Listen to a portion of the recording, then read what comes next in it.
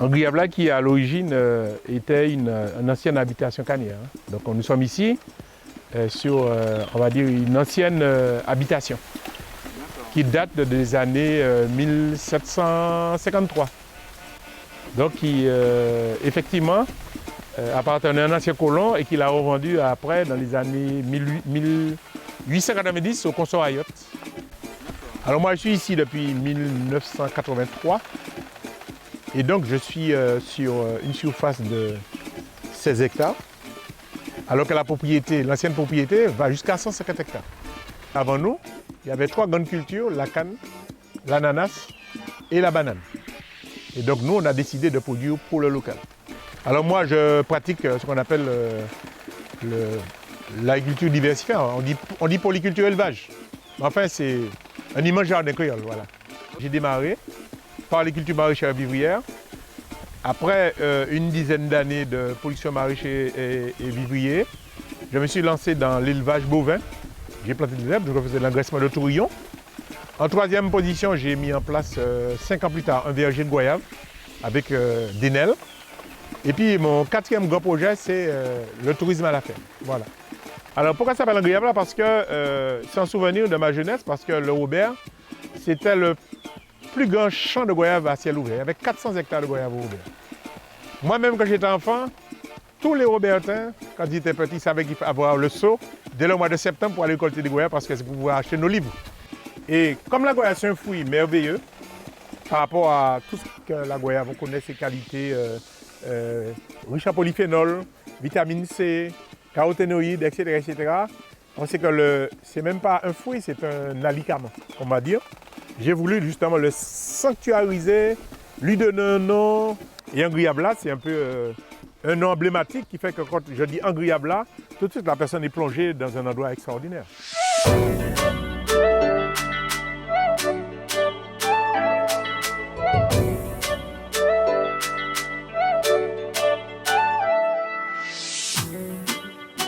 C'est vrai que depuis tout petit, comme mes frères et sœurs, on a toujours aidé notre père à récolter la goyave et la prune de citerne. Donc c'est vrai que j'ai des frères et sœurs, bon, c'est moi seulement qui ai pu reprendre la relève. Et ça m'a passionné et c'est vrai que l'agriculture c'est une passion, quoi. Anguillabla, réellement, on va dire c'est la simplicité et aussi la convivialité. C'est vrai qu'on est dans une activité, on va dire, naturelle.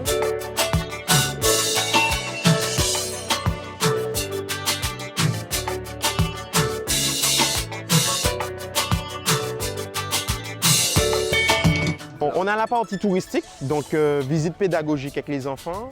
Donc on a la partie restauration où les gens viennent déjeuner, ça peut être dîner, des choses comme ça dépend de la réservation.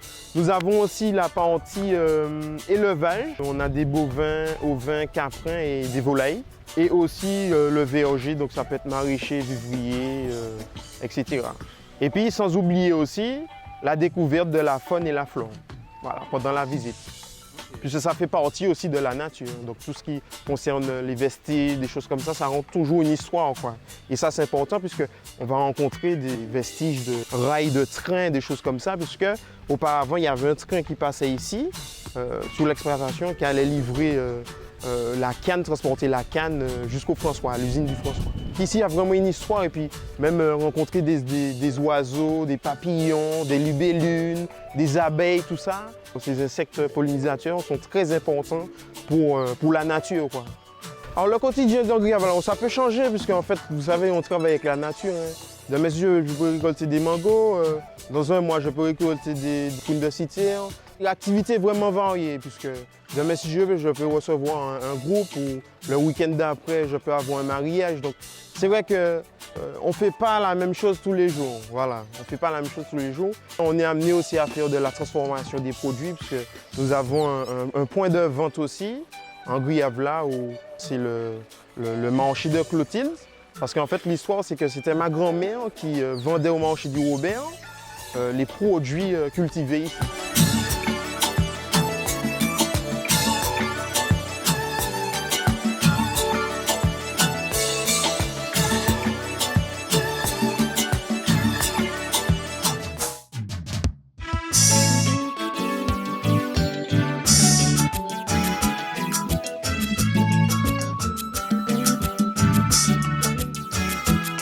production hyper diversifiée parce que nous croyons beaucoup dans les traditions culinaires. Parce que pour garder les traditions culinaires, il faut aussi la base, c'est la production agricole. Et ça, c'est fondamental parce que souvent, on restreint l'agriculture à la production simplement, celui qui produit. Mais on oublie tout ce qu'il suscite comme vocation, transformation, plantes médicinales, notre implication dans la santé des gens. Nous, tout s'appuie sur notre production. Les gens viennent voir, ça veut dire qu'on est en train de travailler, les ouvriers sont en train de tailler, ils sont en train de faire leur travail, les gens passent. On ne va pas avoir une soupe super gazonnée. On va dire aux gens pourquoi il y a de l'herbe là, pourquoi en ce moment on coupe les branches, pourquoi là c'est la bouée, pourquoi c'est pas la bouée, pourquoi il y a des friches, etc. Et donc la différence, nous, c'est que tout s'appuie sur notre réalité agricole. Fond du pays. Les gens viennent voir ce qu'on est.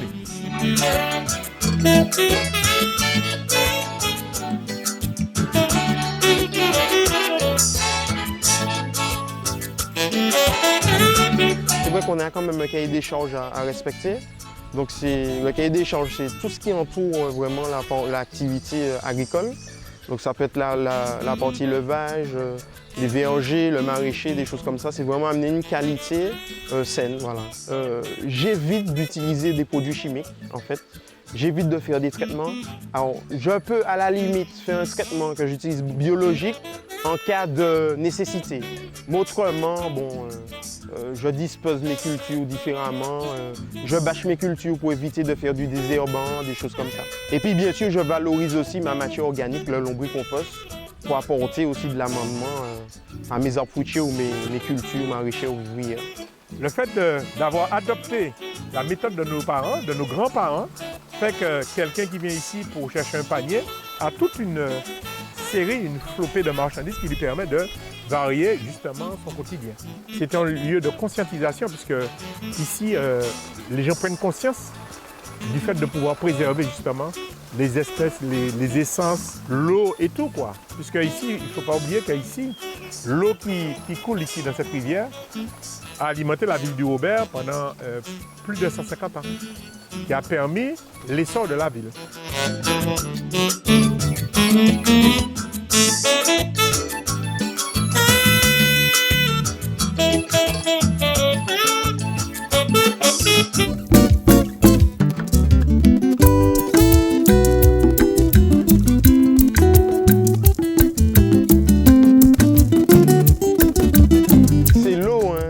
C'est l'eau, c'est vrai qu'on n'a peut-être pas assez d'eau. Pourquoi? Parce qu'en fait, on a planté plus d'arbres fruitiers. Donc, qui dit plus d'arbres fruitiers dit plus d'eau.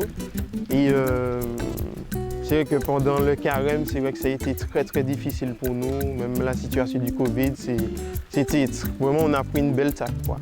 On a une grande difficulté de main-d'œuvre parce que la main-d'œuvre revient très cher. Et c'est pour ça qu'il faut travailler avec intelligence pour effectivement pouvoir amortir les coûts de production pour que le produit ne se retrouve pas trop cher pour les clients et en même temps pour qu'on puisse vivre. Sur la partie restauration, c'est vrai que je valorise mes produits. Donc je vais travailler sur la qualité, ça c'est important. Et c'est vrai que par rapport au prix que je vais demander par rapport à un restaurateur qui va peut-être donner un autre produit, mais en fait le client ne veut pas forcément payer cette qualité-là. Donc des fois ils font juste la visite et malheureusement ils vont voir ailleurs, quoi. Et ça me pose un problème. Alors c'est vrai que je discute tout le temps avec l'équipe, mais je ne peux pas changer mon prix puisque quand même j'ai un label, j'ai quand même un cahier des charges à respecter. Je ne peux pas donner du n'importe quoi à mes clients. Il y a des gens aussi qui cherchent le patron.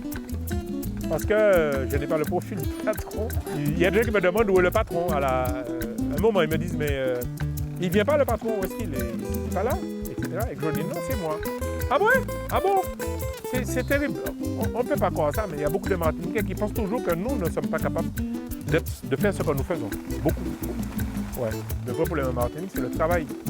Moi, j'ai l'impression qu'on ne respecte pas les gens qui travaillent. Parce que c'est tellement mystérieux que quelqu'un qui travaille réussisse quelque chose que ceux qui ont l'habitude à droite à gauche de faire le malin pour avoir des choses ont l'impression que ce n'est pas la réalité. Si vous réussissez quelque chose, il y a quelque chose qui s'est passé. Oui, vous avez volé, vous avez fait du chien bois, je sais pas moi. Mais vous n'avez pas le profil de l'emploi, c'est ça. C'est-à-dire que ce n'est pas possible. Parce qu'il y a un profil, etc. Parce qu'ils ne savent pas que les gens travaillent pour avoir ce qu'ils ont.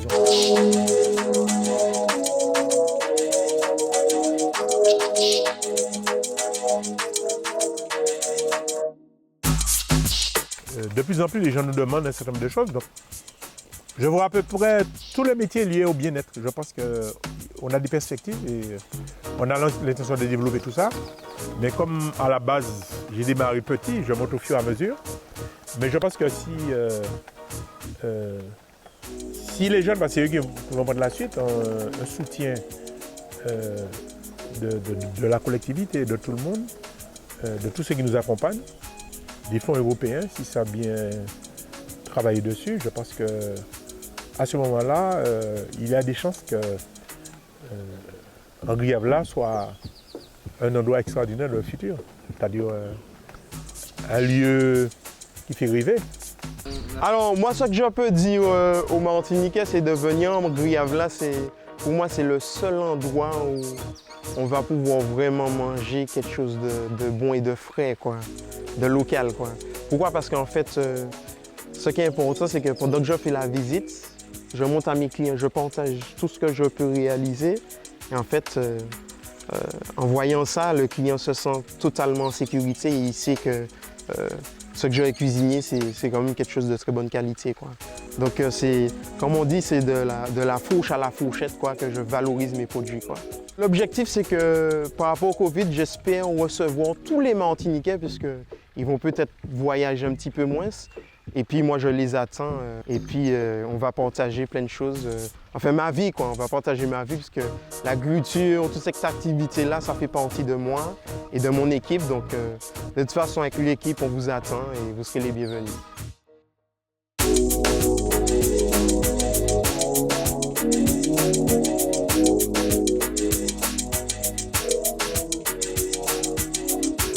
Je vous dis franchement, le métier agricole, je lance un appel aux jeunes, c'est un métier merveilleux. C'est un métier merveilleux, c'est un métier qui est infini. On crée tout le temps. On n'a jamais fini de découvrir. Il faut qu'on croie en nous, de notre capacité. Il faut qu'on arrête de regarder l'étranger par la petite persienne et qu'on essaie de savoir ce que les autres font. On a une belle jeunesse qui ne demande qu'à apprendre. C'est à nous, une génération, de les orienter, de leur donner le pas, parce que je pense que ce qu'étaient mes parents, je ne suis pas. Et si mes enfants ne sont plus ce que je suis, ça veut dire qu'on est en progrès dans l'appropriation de ce que nous sommes. Et qu'il faut redonner l'espoir à la jeunesse, parce que c'est la jeunesse qui va effectivement transformer ce pays. Et il ne faut pas avoir peur de leur laisser leur chance.